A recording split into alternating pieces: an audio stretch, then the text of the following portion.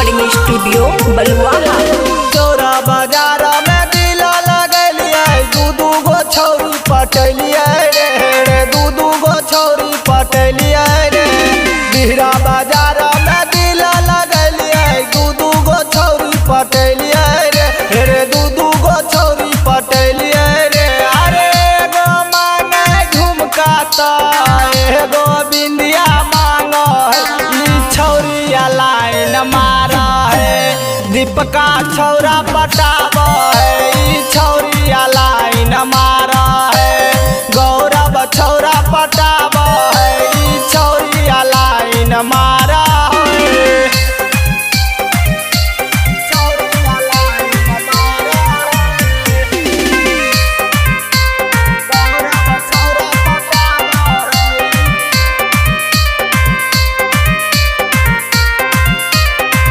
MLT college में छौरी से होई गेलै प्यारा। सहरसा शहर में किनलिए सिंगारा। MLT कॉलेज में छौरी से होई गेलै प्यारा। सहरसा शहर में किनलिए सिंगारा।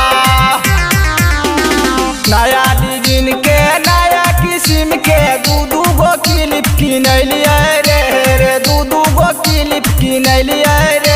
अरे एगो लगबै ऊपर तो एगो नीचा लगबै ई छौरिया लाइन मारा है। रूपका छौरा पटाबो है ई छौरिया लाइन मारा है। मुकेशवा छौरा पटाबो है ई छौरिया लाइन मारा है। ई छौरिया लाइन मारा है। मुकेशवा छौरा पटाबो है ई छौरिया लाइन मारा है।